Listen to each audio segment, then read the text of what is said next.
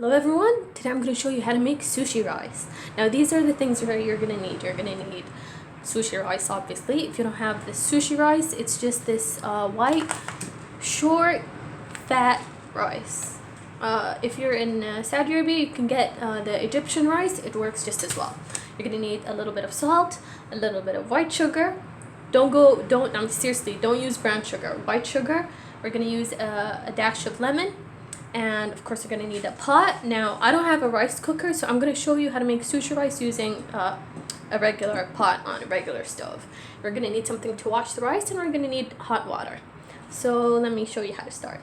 So let's start with 1 cup of rice. This doesn't make a lot, but you can adjust according to whatever you need or how much you're going to make. So I'm going to use 1 cup of rice, and let me give you a tip. If you keep it, of course, after you wash it, if you keep it if you soak it in water for about 5 to 10 minutes, it becomes a little bit soft and it cooks faster. So we're going to wash this until there's no more starch stuck on it, and then we're going to start boiling it. I forgot to mention before that we're going to need about 2 tablespoons of rice vinegar. So while the rice is soaking, in a small pot, we're going to add the rice vinegar. We're going to add 1 tablespoon of sugar. 1 tablespoon. We're going to add about a tablespoon of this lemon juice. You can add less if you like. Okay, so 1 tablespoon, not about 1 tablespoon, and a dash of salt, not too much. We want to keep this relatively healthy. That's about 1/4 of a teaspoon. So we're going to bring this to a boil, and then we're going to rinse out the sushi rice, and then we're going to put the sauce, whatever this is, onto the rice after it cooks. Alright, so the rice has been washed and soaked in it. We're just going to add 1/4 of a teaspoon of salt on this, not too much. And I'm going to add, if the rice is 1/4 of the level of the pot, we're going to add 2/4 of hot water on this. Not too much, you don't want it to get all nasty and soggy, and not too little that it doesn't stick. So we're going to bring this to a boil, and then we're going to cover it. Now, because we're using a regular pot for this, of course it's a non-stick pot, but we're not using a steamer or a rice cooker.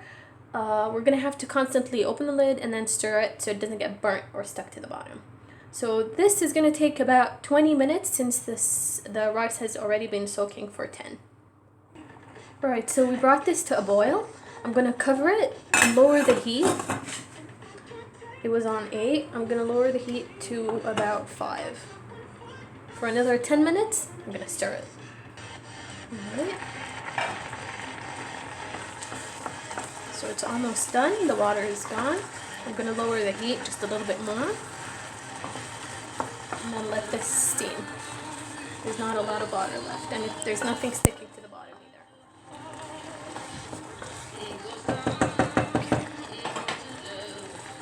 I'm going to put it to 2 and then let it steam. While this is steaming, I'm going to bring this to a boil, and then I'm going to add this to it. So let's bring this to a boil until the sugar is all dissolved. It's going to take about a minute or a minute and a half.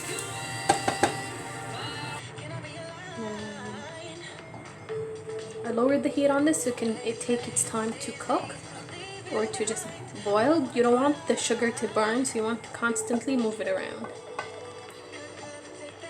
Right, so that came to a boil. This doesn't have any water left in it, so we're going to take this and just pour it on top of this. We're going to want to mix this and just cover it for another 2-3 minutes, and then you want to scoop it onto this and let it cool. Alright, so this is finished. I'm going to put it here and then let it cool.